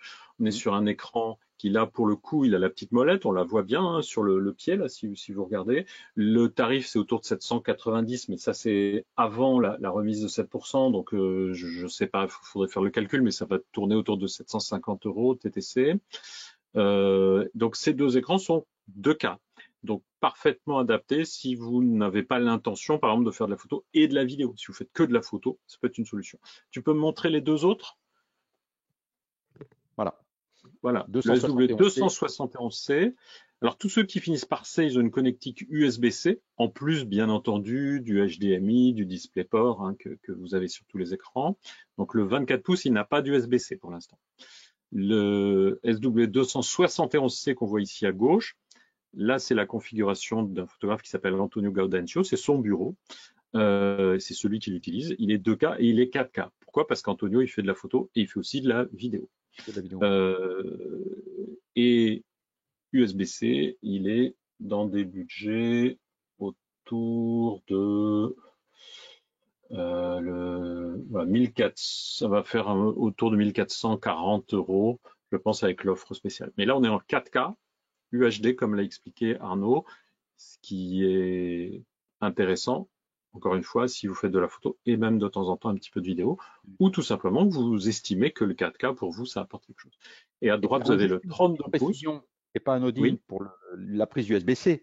Si vous l'utilisez avec Palette Master Element en calibrage hardware, c'est lié. Là, vous oubliez votre logiciel, votre son est vendu avec un logiciel, vous l'oubliez, vous utilisez le logiciel propriétaire à BenQ, Palette Master Element, pour le calibrage hardware. Et l'avantage, si vous avez la possibilité sur votre ordinateur de le brancher en USB-C, votre écran, vous n'avez qu'un seul câble à brancher parce que ça vous servira évidemment pour envoyer votre flux vidéo, mais également pour le calibrage hardware. Voilà. Donc là, vous n'avez qu'un seul câble à brancher, alors que si vous avez un branchement plus classique, DisplayPort, à ce moment-là, vous êtes obligé de brancher un deuxième câble USB classique pour injecter le profil ICC dans la table lutte de votre écran et évidemment le récupérer parce que ça marche dans les deux sens. Donc, c'est même encore mieux pas que tout ça, à fait puisque anodin, l'air de rien. Là, pour le coup, l'USB-C ne sert pas que à charger votre portable ou autre, ça sert aussi pour le calibrage hardware. en fait, dans l'USB-C, il y a 3 choses, alors que d'habitude, dans les câbles vidéo, il n'y a que le signal vidéo. L'USB-C, il envoie le signal vidéo, les datas, comme tu l'expliquais Voilà. par exemple quand on veut faire un calibrage hardware, et en plus de ça, il fournit 65 watts, je crois, qui permettent de recharger votre portable. Alors il y a des portables qui consomment un petit peu plus, donc ça va pas les recharger à fond, mais ça va les maintenir par exemple à leur niveau, et ça peut être très intéressant. On va pas rentrer dans ces détails, mais c'est vrai que l'USB-C, pareil, ça devient une connectique qui est mûre, qui est fiable et qui permet de faire plein de choses. N'oubliez pas que si jamais vous pouvez rajouter des hubs, des choses comme ça, si nécessaire. Donc on voulait vous montrer ça. Ça, c'est les offres spéciales. Et puis en même temps, ça nous permet un peu de parler des écrans. Il y avait autre chose ensuite, Arnaud. Quelle est la planche suivante? Les fameuses questions-réponses. Et voilà, on en arrive là. Donc, on remercie Miss Numérique pour les offres spéciales qu'ils ont fait sur les écrans BenQ. Et maintenant, on va passer à la session questions-réponses. Alors, il y a pas mal de questions. Quelle est la différence entre le profil ProPhoto et le ROM RVB? Ça, je ne sais pas ce que c'est. Eh bien, je ne sais pas. Le ProPhoto, je sais qu'il est extrêmement large et il n'est pas sans inconvénient là aussi parce qu'il dépasse, des fois ses pointes dépassent l'ensemble de l'espace lab, l'ensemble des couleurs qui est capable de voir un être humain. Et j'ai l'impression qu'on ira plutôt vers un. Enfin, ça c'est. Là vraiment, il y a des choses hyper intéressantes à expliquer, mais pas dans le cadre d'un question-réponse ce soir. Pourquoi ça a été inventé, à quoi ça sert comme espace de liaison. Moi, j'ai l'impression que pour nous, ce qui sera plus intéressant à surveiller, c'est le BT 2020, cher au monde de la vidéo pour le cinéma et qui n'a pas les mêmes inconvénients que le ProPhoto pour nous, photographes. Donc, à mon avis, ça sera ça qui sera plus intéressant à surveiller. C'est pas encore disponible, ça l'est en labo, mais on vous tiendra au courant. Je pense qu'il faut encore quelques années avant que ce soit disponible. Les connectiques, donc on a parlé pas mal du USB-C. Les autres connectiques, est-ce que sur ton site, tu passes ça en revue, les différents types de connectiques, Arnaud? Oui, les avantages, inconvénients. Alors aujourd'hui, la précision des couleurs n'est pas impactée par le câble. HDMI, DisplayPort, bon, VGA, on oublie. Aujourd'hui, ça va être du DisplayPort, du HDMI qu'on va retrouver ou de l'USB-C. Si le signal peut passer en quantité, évidemment, en vidéo, ça va être plus compliqué qu'en photo. Il y a plus d'informations à faire passer. Donc là, il faut quand même surveiller, là encore, la puissance de sa carte graphique. Là, j'attire votre attention sur un point. Donc, on a évoqué tout à l'heure les fameux 60 Hz minima, de manière à ce que le mouvement de la souris soit plus fluide qu'à 30 Hz. Certaines fois, les cartes graphiques ou certains vieux câbles, attention notamment avec les câbles HDMI, le câble physiquement, l'embout est strictement le même depuis la première norme HDMI, mais le câble physiquement peut faire passer de plus en plus d'informations parce que le monde de la vidéo réclame, notamment avec le HDR, le Dolby Vision par exemple, réclame tellement d'informations, surtout si on passe à 120 images à la seconde, que l'embout physique est le même, mais le câble n'est pas le même. Donc si jamais vous branchez un écran récent, une nouvelle carte graphique, et puis vous avez laissé votre vieux câble, parce que vous vous dites c'est le même embout, c'est pratique, je ne vais pas tout démonter, je ne vais pas tirer mon meuble, eh bien si, il va quand même falloir penser à changer le câble par rapport à la quantité d'informations que vous allez envoyer à votre écran. Mais l'embout, c'est le même. Donc en termes de qualité d'image, si admettons vous avez le bon câble, la bonne carte graphique, que vous le branchez en USB-C, en HDMI ou en DisplayPort, la qualité d'image va être la même, la précision des couleurs va être la même. Cela dit, il y a quand même une petite précision à apporter à propos du HDMI. Le HDMI a été inventé pour les consoles vidéo et pour les télévisions, qui parfois ne fonctionnent pas avec un signal rouge, vert, bleu, mais avec un signal dégradé plus léger. Et il se trouve que par certaines mesquineries de certains systèmes d'exploitation paumés, avec un O, pas un U, eh bien, vous pouvez avoir des petites restrictions quand vous branchez votre câble en HDMI et vous recevez un signal dégradé, non pas rouge, vert, bleu, et sans faire une petite manipulation, vous pouvez donc avoir l'impression que le câble HDMI est moins bon que le DisplayPort. Mais c'est juste parce qu'il y a une petite manipulation à faire. Donc, si vous avez la bonne carte graphique qui envoie les 60 images à la seconde au minimum pour votre définition, que vous avez un câble récent qui correspond à la norme de votre… donc, en HDMI, maintenant, on est à 2.1. Au minimum, aujourd'hui, ça va être le 2.0. En DisplayPort, on est à 1.4. Tous ces câbles-là sont capables d'envoyer des très gros flux avec la même précision de couleur. Donc, on a juste, si on le branche en DisplayPort, on est sûr qu'il n'y aura aucune restriction. Ça sera toujours un signal rouge, vert, bleu. En HDMI, il peut y avoir, selon votre combinaison matérielle, des restrictions qu'il faudrait identifier au cas par cas. Voilà. Question. Vous avez fait Chauvet et plein de points d'exclamation et de… C'est toi qui as pris Oui. les photos de la grotte Chauvet. Alors, j'ai travaillé à 2 reprises pour le projet Chauvet. Donc, j'ai visité et j'ai photographié l'original pour le Centre national de la préhistoire en haute définition. Donc, j'ai fait des photos haute définition de certains panneaux. Et pour les panneaux les plus larges, là, j'ai déployé les gros moyens avec ma technique et panoramique d'un côté, en très haute définition. J'ai des fichiers vraiment en très très haute définition pour les panneaux les principaux, le panneau des lions, celui qui est le plus connu, le panneau des chevaux, les 2 panneaux les plus connus. Et j'ai travaillé par ailleurs en apportant ma technique, mon savoir-faire haute définition. Donc au début, c'est simplement de la photo panoramique. Je colle 3 ou 4 photos ensemble, les unes à côté des autres. Et puis en fait, si vous collez plusieurs rangées de photos, même si ce n'est pas panoramique au final, eh bien c'est les mêmes logiciels, la même technique. Et donc j'ai développé non seulement une technique panoramique, mais une technique haute définition qui a été utilisée pour la réplique de la grotte Chauvet. Donc si vous allez à la réplique de la grotte Chauvet juste à côté du site original, eh bien que vous allez visiter ce qu'on appelle la galerie de l'Aurignacien, vous avez la réplique de la grotte Chauvet, d'une part, mais il y a une espèce d'espace qui ressemble, c'est pas un musée, ça s'appelle la galerie de l'Aurignacien, qui vous explique un peu et qui vous montre avec pas des poupées, mais des personnages en cire, qui vous montrent dans un paysage qu'on a essayé de reproduire. Donc, il y a une photo qui fait le tour de tout le bâtiment. Il y a un développé de plus de 110 mètres de côté, qui est c'est mes 4 photos, c'est 4 photos que j'ai prises à des endroits différents, qui ont été recollées ensemble, évidemment retouchées pour donner l'illusion de la flore d'il y a 36 000 ans.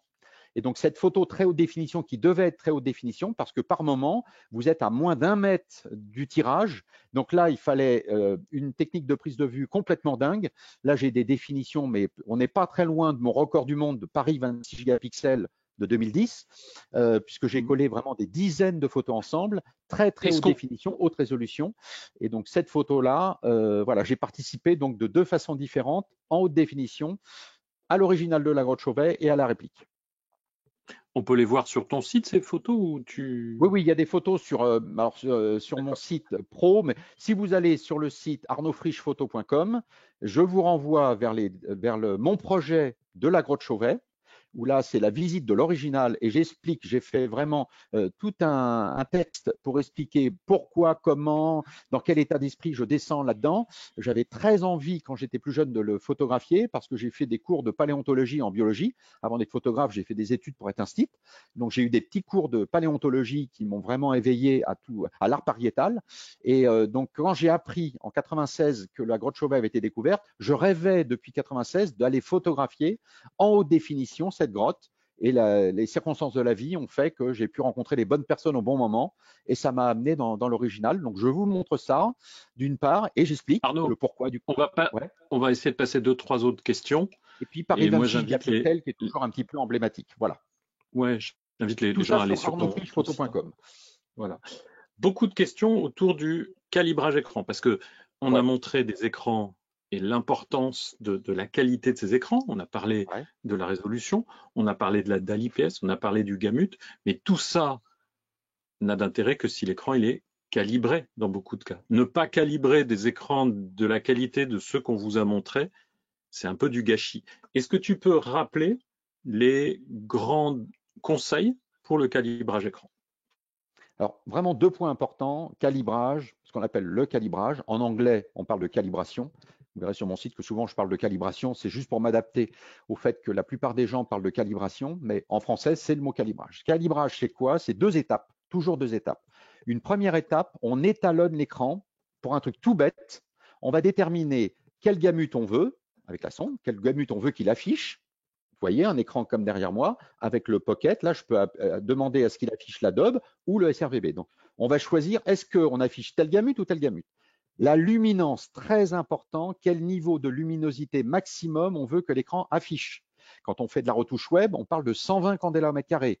Les écrans dont on parle sont capables d'afficher 350 candela au mètre carré. Il faut donc réduire. Impossible à faire sans sonde. Comment voulez-vous, à l'œil nu, savoir que votre écran est calibré à 120 candela au mètre carré pour de la retouche web, à 80 candela au mètre carré si vous préparez une session de retouche en vue d'une impression? C'est impossible à l'œil nu. Donc, il faut calibrer votre écran et à ce moment-là, la sonde vous sert à étalonner votre écran. Ensuite, vous allez choisir le gamma. Est-ce que vous faites de la retouche photo plutôt 2.2? Est-ce que vous faites du montage vidéo orienté, tout ce qui est vidéo, YouTube ou autre, plutôt 2.4? Si vous pouvez même aller jusqu'à 2.6. Tout ça, il n'y a qu'au moment du calibrage que vous allez pouvoir faire un réglage vraiment très précis. Il y a quelques réglages dans l'écran, mais le réglage hyper précis, c'est grâce au calibrage. Vous allez pouvoir choisir parfois le point noir. À quel niveau de noir vous voulez afficher votre écran? Impossible à faire sans calibrage. Votre écran vous permet de régler la luminance, mais pas forcément le point noir. Et le point noir est super important si vous faites de l'impression. De la vidéo le plus bas possible, mais si vous faites de l'impression, il faut le mettre beaucoup plus haut, presque gris. Ça, il n'y a qu'avec une sonde que vous pouvez le faire. Et enfin, Je montre une évidemment, sonde, c'est une sonde de un calibrage, accessoire voilà, Color Checker. qui vaut. Donc voilà, Alors, Color anciennement Checker, X-Brite, maintenant Calibrite. Maintenant Color Calibrite, Checker Display ça c'est un de mes modèles Pro. préférés. C'est le modèle que j'ai à la maison, que moi j'adore, super bon. C'est une sonde en plus qui est compatible avec le calibrage hardware de ces écrans-là, alors que certaines sondes un peu plus entrée de gamme ne sont pas toujours compatibles avec le logiciel qui permet de faire le calibrage le plus pointu. Donc, et le Alors ça, dernier c'est point qui est important, c'est évidemment que le important, calibrage hardware, excuse-moi Arnaud, ouais, il va se faire avec le logiciel qui est fourni par le fabricant de l'écran. Encore faut-il toujours, que la sonde fonctionne avec. Donc, voilà, chez Calibrite, toutes les sondes, sauf une, la Color Checker display. Display, euh, L'entrée de gamme. les autres, Enfin, c'est un les entrée autres, de gamme qui est déjà haut de gamme. L'outil est oui, fantastique, le logiciel et puis le hardware va brider votre logiciel, mais la sonde est de très bonne qualité. Et le dernier point du calibrage, donc c'est la précision des couleurs. Si vous ne mettez pas une sonde sur un écran, impossible. Alors c'est un peu paradoxal parce que quand vous avez des écrans comme ça de grande qualité, ils sont tellement bons en sortie d'usine que le calibrage, donc la différence avant-après n'est pas très marquée. Enfin, moi, ça ne me viendrait même pas l'idée de ne pas le calibrer malgré tout. Donc, votre écran est capable naturellement d'afficher correctement les couleurs, mais grâce à la sonde, vous allez les afficher vraiment précisément. Et là, vous allez descendre sous des delta E. Donc, le delta E, c'est la mesure entre l'idéal et ce que l'écran affiche réellement. On considère qu'un œil humain en dessous de 2 c'est vraiment très très bon. Régulièrement, avec ce genre d'écran, une fois calibré, on descend à 0,5 de moyenne. Autant vous dire que même l'homme qui valait 3 milliards ne voit plus la différence. Donc, un bon écran avec une bonne sonde, vous allez gagner un peu en précision des couleurs, mais de toute manière, l'écran est très bon. Mais c'est de toute manière indispensable parce que vous en avez besoin pour faire l'étalonnage. Donc, il fut une époque où, quand on calibrait son écran, on partait de tellement loin qu'une fois calibré, on voyait vraiment la différence avant-après. Là, maintenant, sur un écran de très bonne qualité, on voit moins ce côté avant-après au niveau de la précision des couleurs parce que c'était bon. Mais l'étalonnage, vous êtes obligé d'avoir une sonde. Voilà. Parfait. Alors, rappelez les offres promo. Alors, on va vous envoyer dès demain un email pour vous confirmer l'offre spéciale sur le site Miss Numérique. Donc, vous pouvez aller sur Miss Numérique, c'est le revendeur. Vous tapez BenQ, vous verrez toutes les offres sur les produits BenQ. Mais je vais vous envoyer le lien avec le code spécial qui s'appelle BenQ7 qui vous permet d'avoir 7% de remise en plus sur le prix qui est indiqué. On vous envoie aussi les liens vers la photothèque d'Arnaud et le site plus technique, puisque j'ai vu, il y a aussi des questions sur la résolution, etc. Tout ça, c'est des sujets que tu abordes Bien sûr, dans la partie technique de ton site. Donc, on ne va pas les aborder parce que vous pourrez comme ça aller les chercher vous-même. vous avez un dossier qui s'appelle Choisir son écran et en 9 pages, je détaille point par point la définition. Est-ce qu'on prend plusieurs écrans ou pas? La carte graphique, la connectique, quelle technologie d'écran? Tout ça, à chaque fois, c'est une page différente, illustrée, richement illustrée, documentée. Il y a des notes, il y a des points techniques, attention, il y a des warnings. Voilà, tout ça, c'est sur 9 pages. Question, est-ce qu'un 24 pouces suffit comme deuxième écran? Le SW240 qu'on a, ça peut être un très bon deuxième écran. Oh bah, c'est même Si, carrément le choix du roi. ben, moi, ce que j'aime bien, c'est qu'il est compact, il est relativement léger. Je crois qu'il fait que 7 kilos, donc on peut le déplacer assez facilement. On peut le prendre. Il y a en fait un arceau sur la poignée. Peut-être, est-ce que tu peux baisser le SW227, 271 que tu as pour qu'on montre il y a une poignée métallique. Ah, voilà. Voilà. Donc le 24 pouces, pareil, il a une petite poignée comme ça, ce qui fait que c'est très pratique. Là, ça n'a rien à voir avec la qualité de la dalle, mais au niveau de l'ergonomie, je peux peut-être rajouter quand même que les écrans BenQ, ils sont tous fabriqués en pensant aux photographes. Donc, ils sont tous équipés d'un lecteur de carte SD qui est sur le coin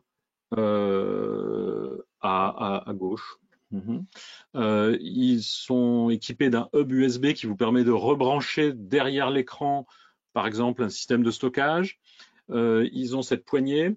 Et puis, si tu veux bien, tu le remontes complètement et tu peux montrer le pivotement de l'écran parce que, en tant que photographe, parfois, vous pouvez être amené à, Voilà. Je ne te fais voilà, pas plus parce que la longueur de mon câble me ah, l'empêche, mais il est orientable verticalement. oui, Vous avez une donc très très belle course. Vous avez une course énorme entre le haut et le bas. ouais.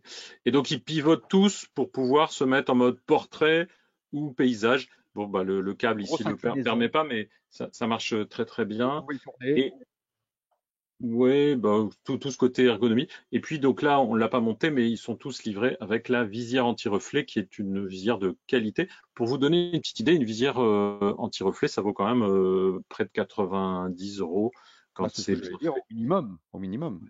Après, Mm. on peut s'en faire avec du carton plume, mais celle que vous aurez, elle est plus fiable, elle est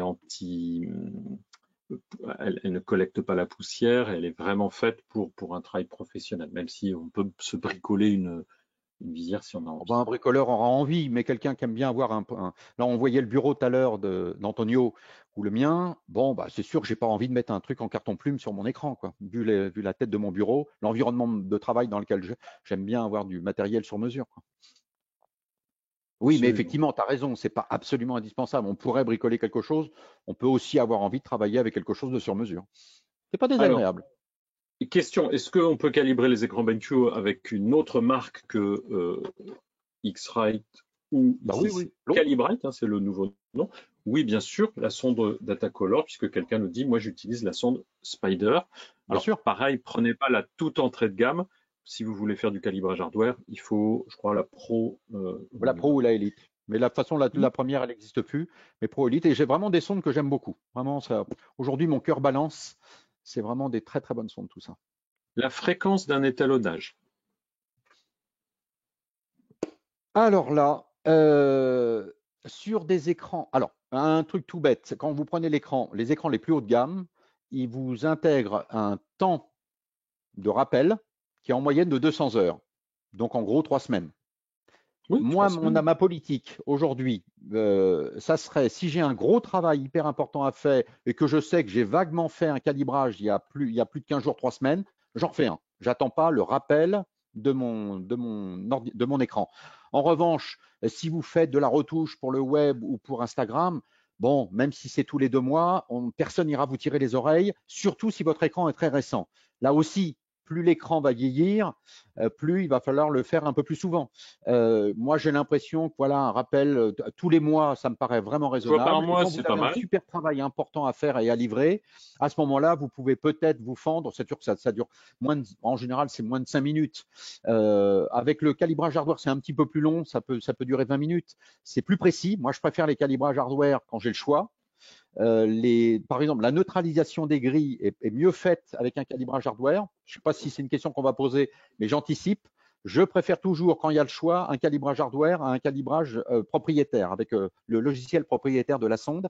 Voilà, notamment la neutralisation de tout ce qui est gris est mieux faite avec ça, et donc au moins tous les mois, et puis juste avant un travail important. Parfait. Je recommande moi aussi, 1 fois par mois, c'est une bonne moyenne.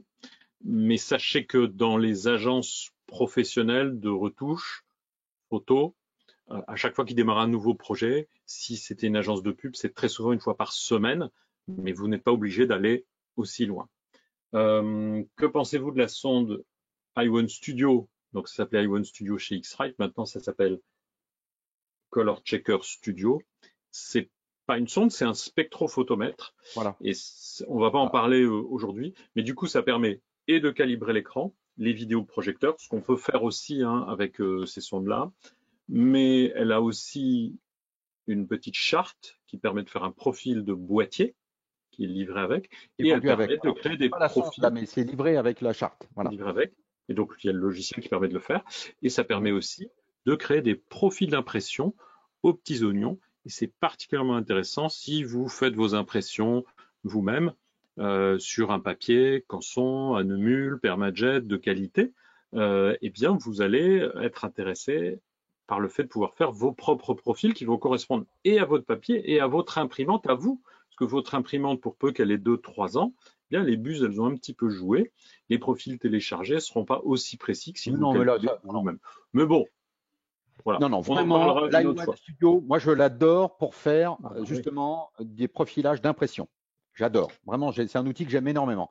Là, pour moi, il n'y a pas photo avec des profils qu'on télécharge sur Internet, quand on peut, quand vraiment on peut.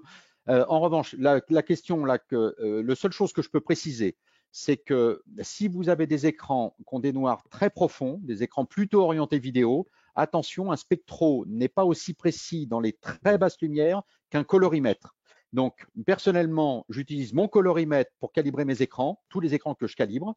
Et c'est très clair, là j'ai fait des mesures, autour de 0,15, 0,17 dans mon cas, 0,17 candela au mètre carré, donc des écrans maintenant d'ancienne technologie.